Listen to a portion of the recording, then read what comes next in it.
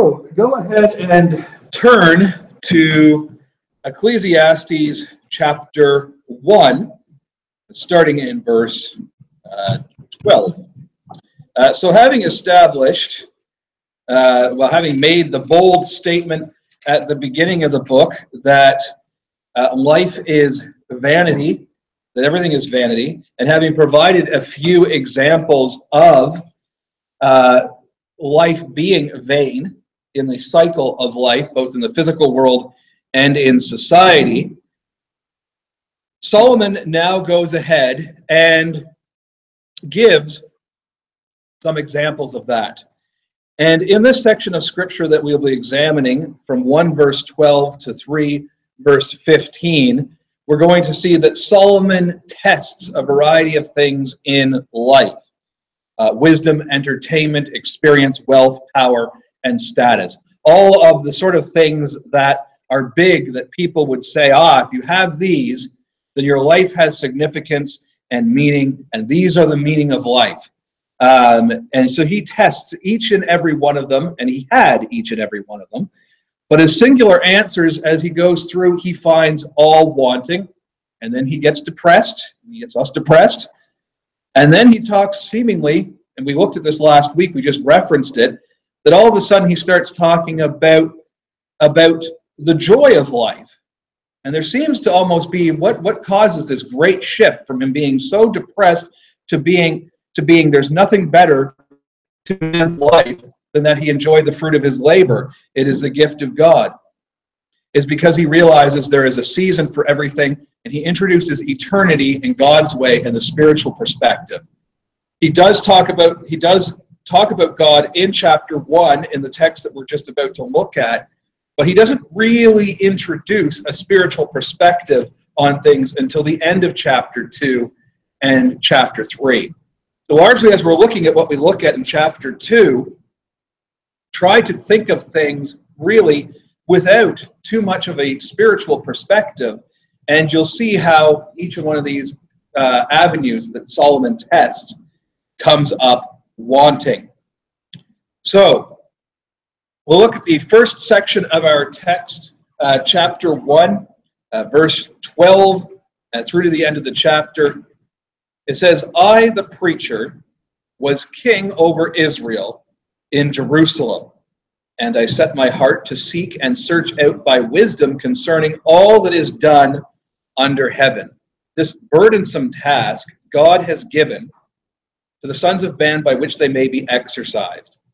I have seen all the works that are done under the sun, and indeed all is vanity and grasping for the wind. What is crooked cannot be made straight, and what is lacking cannot be numbered. I communed with my heart, saying, look, I have attained greatness and have gained more wisdom than all who were before me in Jerusalem.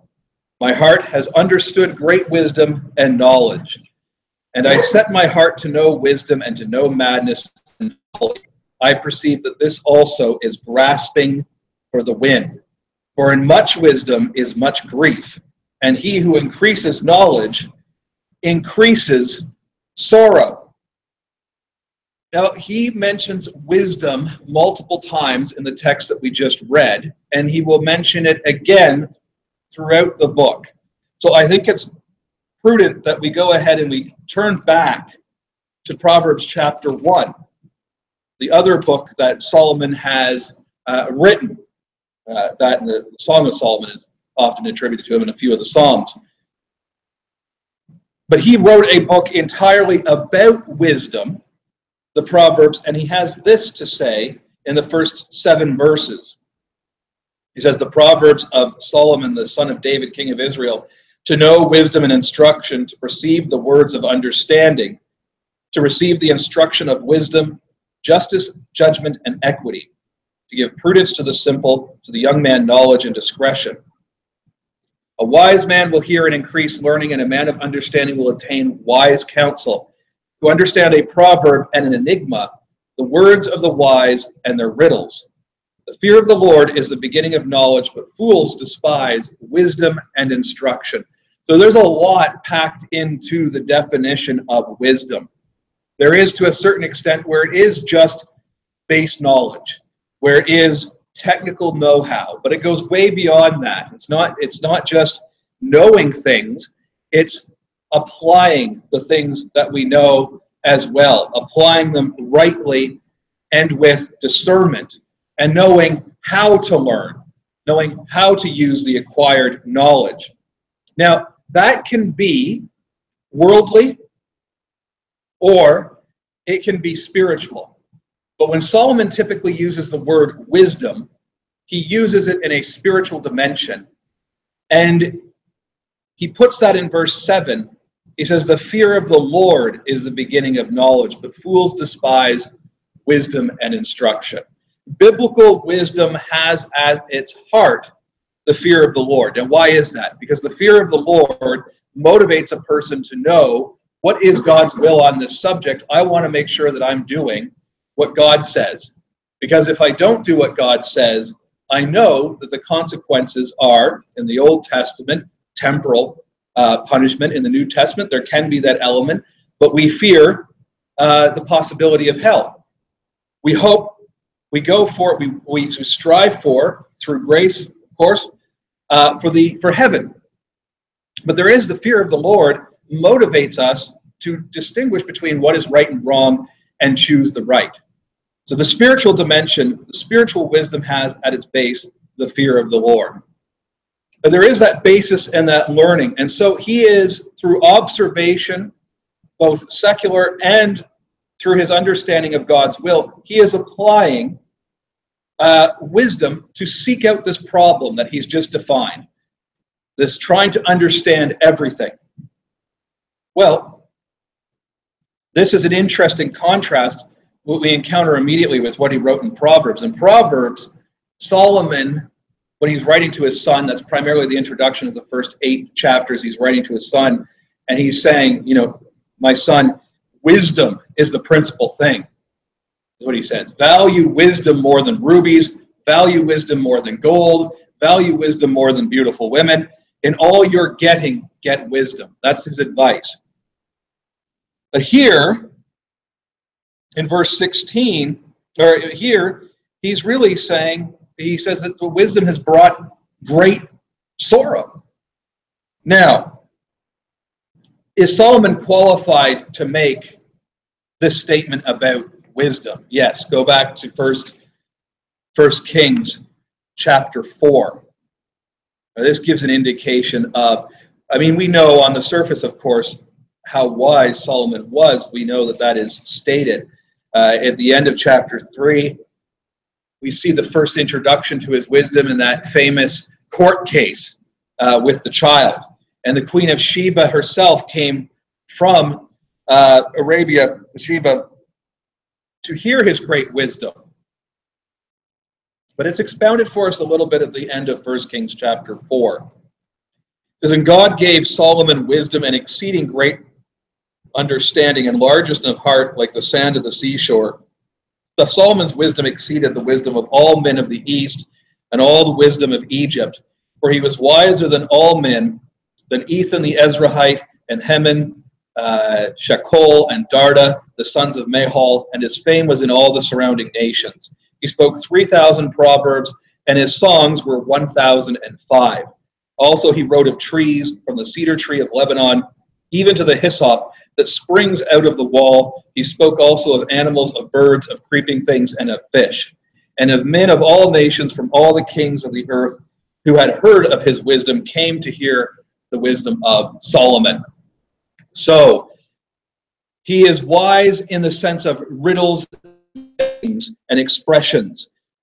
That is what the Proverbs are. I haven't counted the Proverbs in the book of Proverbs to see whether they added up to 3,000. I don't believe they do. So we're missing some, but what we do have, of course, is what the Holy Spirit wanted us to retain access to. He's more wise than a lot of these men, but it's not just the wisdom of, when we think of sort of sage wisdom that's being spoken of here. He is an accomplished, what we would call a naturalist or even biologist. He has a great understanding of the natural world and the workings in the natural world. And we saw that from his description of hydrological cycle in verse 6 through 7, and even of the wind cycle. Here he is eminently qualified to write about wisdom. He has it. And so if anyone can figure it out, it's Solomon. But look, here is what he is using and is describing wisdom here. He says it's burdensome and exercise. Now, interestingly enough, this word exercise isn't just a nice little walk in the park. He already qualified it earlier with burdensome. It's actually quite closely related to the word afflicted that God uses when he's talking to Abraham in 1 Genesis 15, saying that your descendants will be afflicted. That is a similar word that's being used here that's translated exercise. So this is not a, oh, I really feel quite better. I went out for a stroll and my muscles are limber and I've got some energy. This is the type of exercise that is, as he says, burdensome, where you just want to crawl into bed afterwards. We've already seen in verse 18 that it brings great sorrow. Turn to the end of the book.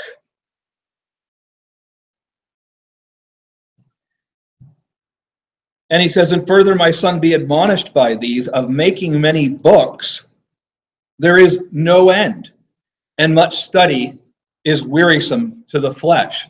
That's another indication of the burdensome part that he's talked about. It fails to bring a complete explanation. Some things just are.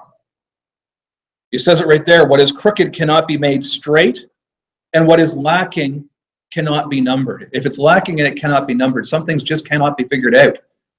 And some things crooked cannot be made straight. They can't go back. Some things, they just are. And once they've happened, they just are, and they forever will be. We see that come up again in chapter 9, verse 11.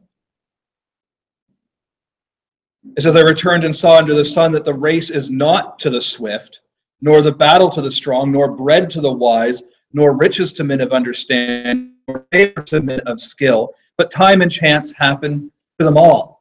If there's an element of time and chance, then wisdom is not going to necessarily help him to fully understand and grasp everything. We'll see that again in chapter 3. And finally, in chapter 11, verse 3, he says, if the clouds are full of rain, they empty themselves upon the earth. And if a tree falls to the south or the north, in the place where the tree falls, there it shall be. So I actually, one time, spent, and I think I fell into maybe the same trap that Solomon did. Maybe if I had paid more attention to the book earlier, I would have not done this to myself. But I spent way too much time one evening reflecting on, what does Solomon mean here? If a tree falls to the north or the south, in the place where the tree falls, there it shall lie. And I said, there's got to be some great big meaning here. There has to be. I was like, well, why would a tree fall to the north? What would make it fall to the north versus falling to the south? And what does it mean that it's lying there? Too much time wasted. And I asked, I think it was Tom. I think you were with me when I asked Tom his opinion on this, Tom Rainwater. And he was like, well, if a tree falls, that's where it is. It's just, that's what it is. There's nothing you can do about it. If it's fallen to the north, it's lying there on the ground facing north. It's not going to change its position and lie south. And you can look at it and say, oh, I preferred it to fall south. But that's just where it is. It's as obvious as much of a statement as saying, if the traffic light is green, it isn't red or orange. There's no great big deep meaning there other than to say it is what it is. But I gave myself a big headache. Sometimes when we look at things, was it the expression they use sometimes in English classes where people try to attribute symbolism to absolutely everything? And there's an expression that was used by someone famous, I think, that taught an English class, and they said in literature, sometimes a cigar is just a cigar. Stop trying to find this great big meaning here. Some things, they just are. And that's something that Solomon needs to understand. and needs to accept, but he's having difficulty doing that here. Now, Solomon is not necessarily, he hasn't changed course. He hasn't said in the previous book, all this benefits to wisdom, and then here he's saying wisdom isn't valuable at all. In fact, in this same book, we're going to encounter in the later chapters that he elevates wisdom just as much in this book as he does in Proverbs. He has much to say about wisdom. We'll actually encounter some of that in this text that we're studying. But as far as you're going to be able to figure out absolutely everything in life with wisdom, that's not happening. And Solomon even acknowledges it here. And so he has, I perceived this also is grasping for the wind. And did you see that to a certain extent in verse 13, that this is somewhat set up by the Lord? This burdensome task God has given to the sons of men that they may be exercised. In the same way that Adam was said that he would have the toils and he would have the weeds and he would have the thorns to frustrate his efforts to till the ground, I think Solomon has stumbled upon the intellectual or scholar's equivalent of that. We see that again in chapter 3, verse 11. He has made everything beautiful in its time. Also, he has put eternity in their hearts. Okay, that sounds good. Except that no one can find out the work that God does from beginning to end.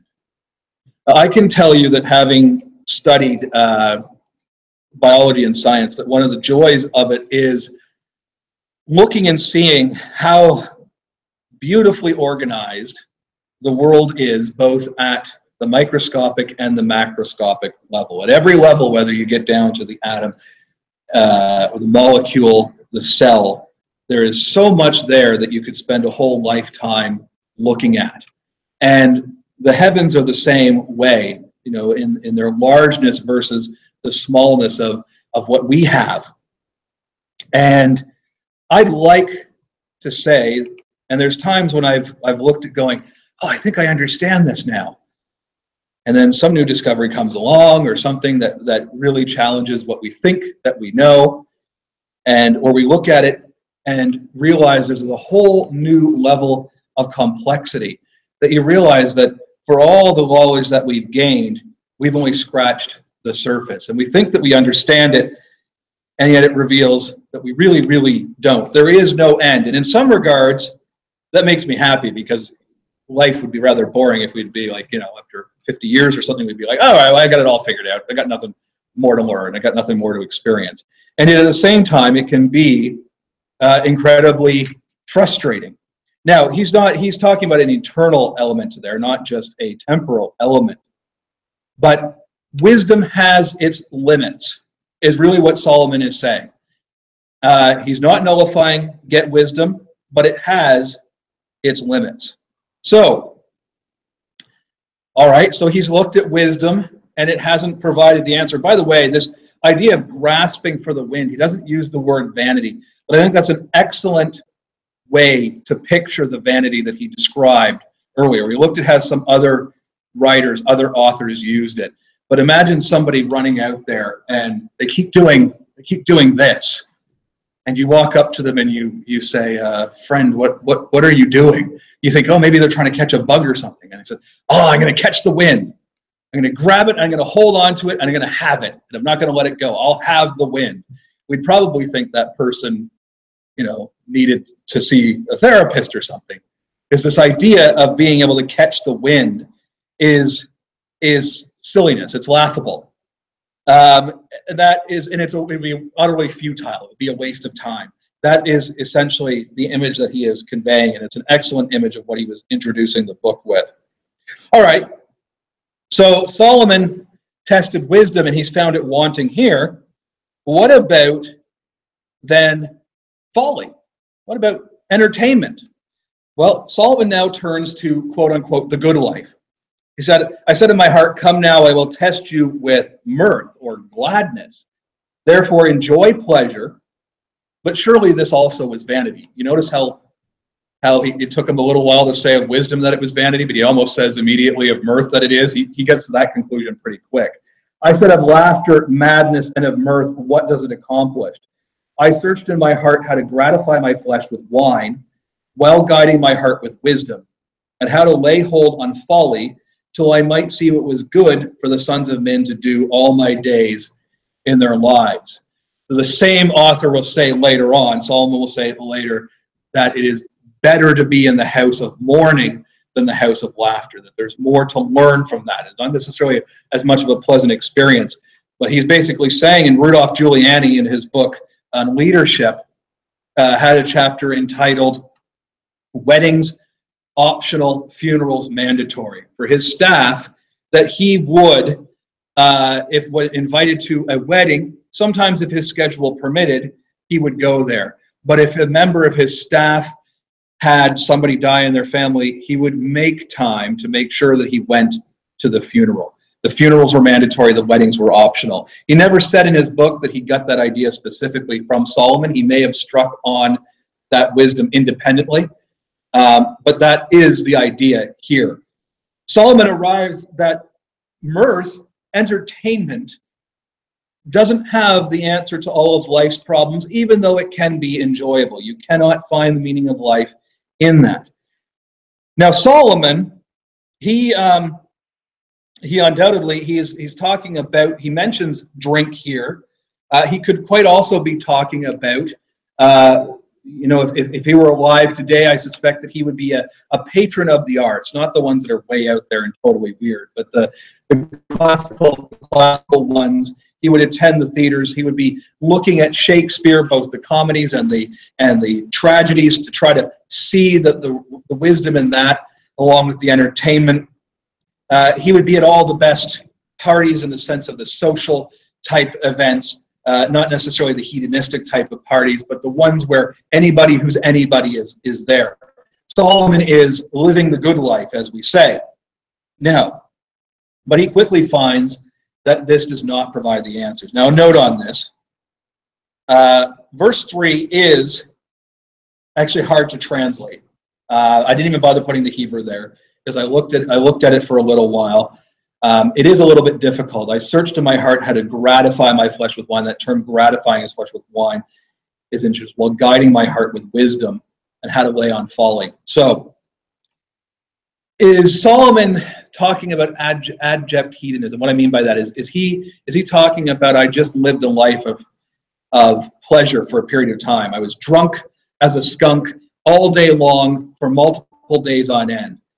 Solomon cannot be saying that because he says he was seeking to gratify his flesh with wine while guiding my heart with wisdom. So there's that simultaneous wisdom. He's still trying to have wisdom while participating or observing folly. Now, how do I know that he can't be talking about absolute drunkenness there and continually a lifestyle of absolute drunkenness? Well, the same man that just wrote this statement also wrote in Proverbs chapter 20, verse 1, wine is a mocker, strong drink is a brawler, and whoever is led astray by it is not wise. So by definition, one engaged in a life of drunkenness cannot be laying hold of folly while still guiding their heart with wisdom. They would be guiding their body and their mind and their soul just with folly completely through. There is no wisdom left there. He puts it even more strongly in chapter 23 at the end. This is quite the picture of an alcoholic, really. A drunkard, who has woe, who has sorrow, who has contentions, who has complaints, who has wounds without cause, who has redness of eyes, those who linger long at wine, those who go in search of mixed wine. Do not look on the wine when it is red, when it sparkles in the cup, when it swirls around smoothly. At the last, it bites like a serpent and stings like a viper. Your eyes will see strange things, and your heart will utter perverse things. Yes, you will be like one who lies down in the midst of the sea, or like one who lies at the top of the mast, saying, they have struck me, but I was not hurt. They have beaten me, but I did not feel it. When shall I awake that I may seek another drink? This is a picture not of a person who is wise. This was a picture of a person whose life is completely controlled by alcohol. That is surely not what Solomon is saying. But having said that, it also does not appear like he was drinking non-alcoholic wine. He said, I searched my flesh how to gratify my flesh with wine while guarding my... There's a contrast there. Now, I know some are uncomfortable with that idea. I'll simply say that Solomon is not necessarily endorsing this life for others, and the Holy Spirit isn't. He's experimenting with things at this time. I think what he's doing is trying to ride that line to see if there can be a reconciliation between wisdom and folly. And he quickly found it wanting. And that's all we'll have to say about that. And we'll go on to verse 4 through 11, what he tests next. So, he said, I made my works great.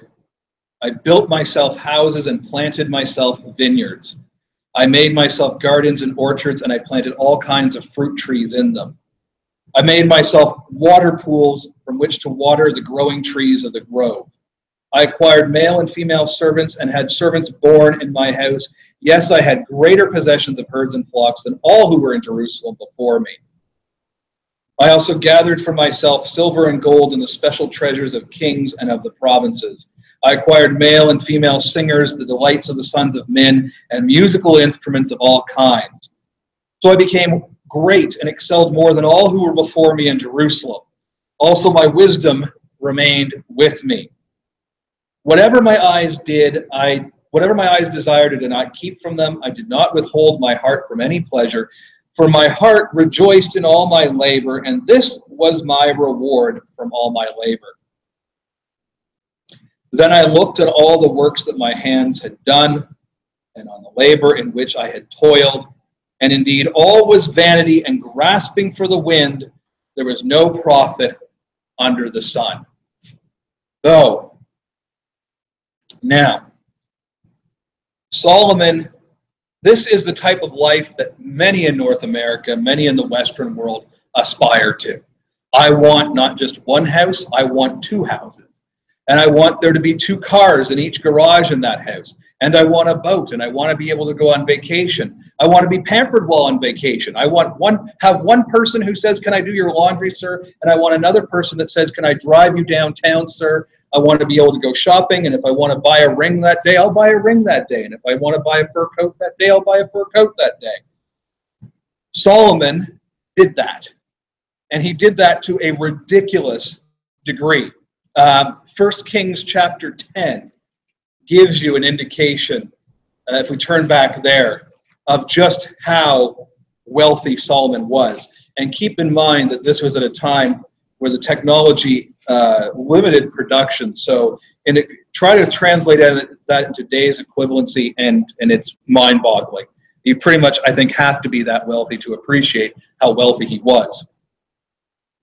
1 Kings chapter 10 and verse 14 to 23, he says, the weight of gold that came to Solomon yearly was 666 talents of gold, besides that from the traveling merchants, from the income of traders, from all the kings of Arabia, and from the governors of the country. And King Solomon made 200 large shields of hammered gold. 600 shekels of gold went into each shield. He also made 300 shields of hammered gold. 3 minas of gold went into each shield. The king put them in the house of the forest of Lebanon.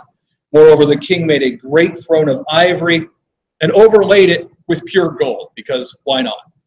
The throne had 6 steps, and the top of the throne was round at the back. There were armrests on either side of the place on the seats, and 2 lions stood beside the armrests. 12 lions stood there, 1 on each side of the 6 steps. Nothing like this had been made for any other kingdom.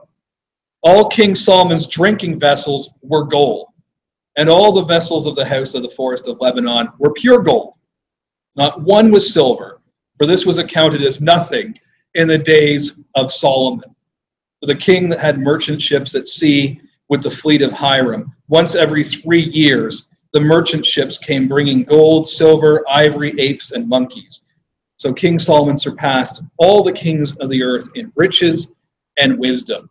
I love that statement that it's accounted like silver is accounted like it's nothing. It would be like having special guests over and putting out plastic forks and knives. I mean, that would be the equivalent of, oh, they put out silver. You know, it's basically like the equivalent of us putting up plastic forks and knives for a gathering of important people. That's how much the economy was thriving during Solomon's time. We're not going to read it, but we will reference it. 1 Kings chapter 7, verses 1 through 12 gives an indication of Solomon's many building projects, and you see how large they were and how many they were. 1 Kings chapter 4, verse 1 to 19 gives an overview of his administration, and that's just his top-level servants like governors and things like that, not even the ones that he has, you know, pouring his drink and that sort of, that doesn't even include the house servants. So Solomon is, just like in wisdom, eminently qualified to make the statement about wealth. And he concludes that indeed all was vanity and grasping for the wind in verse 11. Now, why is it important that we establish Solomon's wealth? It would be very easy for a critic to say, you know, of somebody who is poor, or even somebody that wasn't that wealthy, yeah, of course you're going to say money isn't everything because you never had any money and you never will have that much money and you're just having sour grapes. But the Solomon, though, he's not like that. He's got it, and he's got it all. In fact, he probably forgot about half of the wealth that he had. That's how much he had. So if there was ever going to be meaning in he who collects the most toys wins, I think Solomon at the end would have said, I looked on everything that I had seen, all the works of my hand, and I concluded, this is what life is all about. And he would have concluded the book right there. But look what he says. He says, and on the labor in which I had toiled, and indeed all was vanity and grasping for the wind, there was no profit under the sun. So, having tested all these things, and the section that we just read not only encompasses wealth, but also encompasses power and encompasses experience, verse 10, which links up with the mirth, and accompanies status.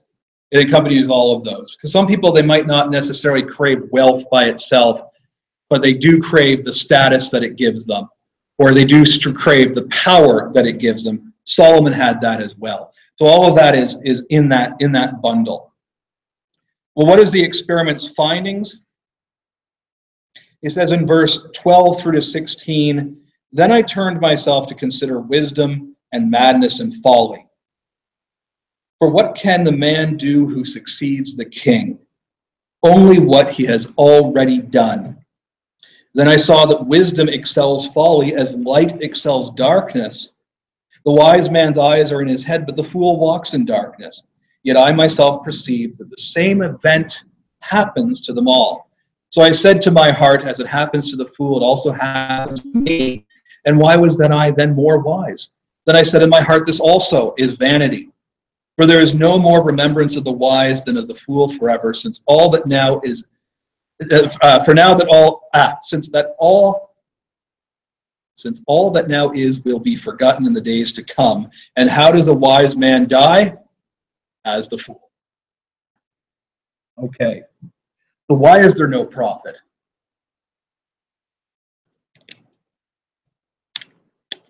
Solomon tells us why there is no profit right here. And that is mortality, the great equalizer. In fact, wisdom, he says, is greater. He says, as light excels darkness, wisdom. So he's not bashing wisdom. He says wisdom is vastly superior to folly, but in the end, it's nullified by mortality. In fact, in this case, the fool might be said to have an advantage over Solomon because Solomon understands that, and it's really getting him down.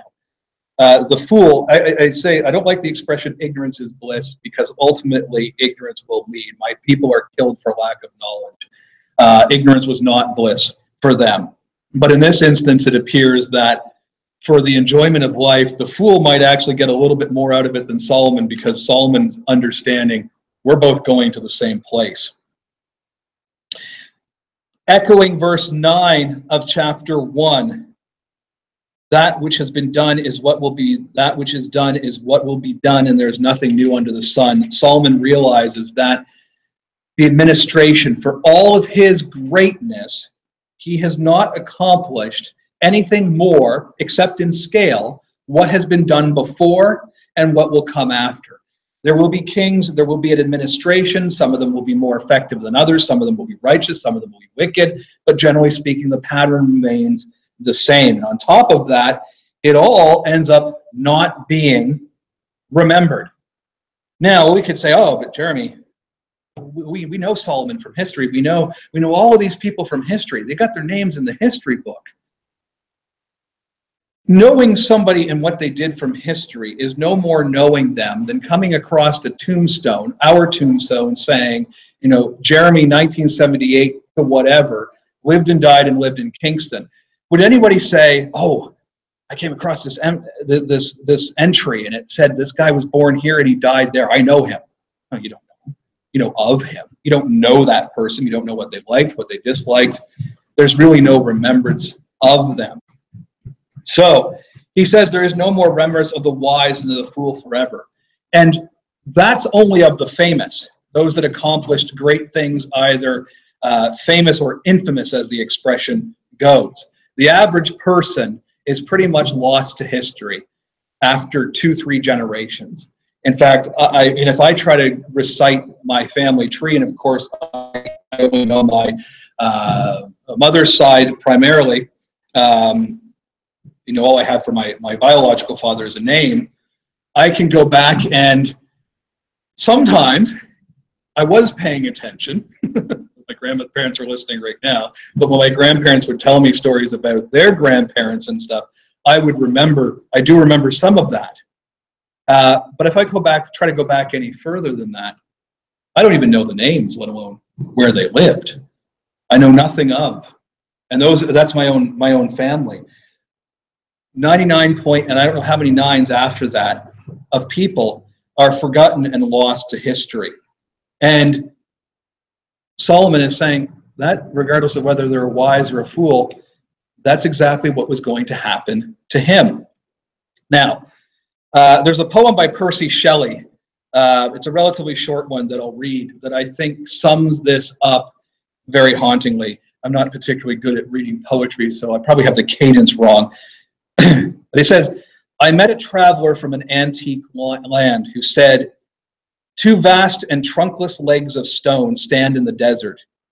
Near them on the sand, half sunk, a shattered visage lies, whose frown and wrinkled lip and sneer of cold command tell that its sculptor well those passions read, which yet survived, stamped on these lifeless things, the hand that mocked them and the hand that fed.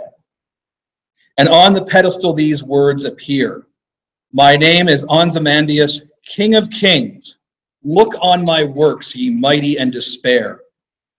Nothing besides remains. Round the decay of that colossal wreck, boundless and bare, the lone and level sands stretch far away. This is often attributed to Ozymandias, recognized by history oftentimes as King Ramses II. His entire reign is reduced to a statue in a desert, half buried, surrounded by nothing. And all that's left is his names proclaiming, look on my mighty works, ye mighty in despair. And everybody's probably looking around, looking at an empty desert going, what mighty works? Now that statue probably, it's fictional, well, it's somewhat fictional. That statue during his life probably did terrify people who were aware of his works, and they probably did despair. And now, 2,000-3,000 years later, anybody that goes there, all that's left is a name and an empty desert. That's what Solomon is saying. There is no more remembrance of the wise than of the fool forever, since all that now is will be forgotten in the days to come. So what are the experiment's results? Solomon's now tested everything. What is his result? Solomon gets depressed. There's no other way to put it. Verse 17 and going forward. He says, therefore I hated life, because the work that was done under the sun was distressing to me, for all is vanity and grasping for the wind. Then I hated all my labor in which I had toiled under the sun, because I must leave it to the man who will come after me. And who knows whether he will be wise or a fool? Yet he will rule over all my labor in which I toiled, in which I have shown myself wise under the sun. This also is vanity. Therefore I turned my heart and despaired of all the labor in which I had toiled under the sun.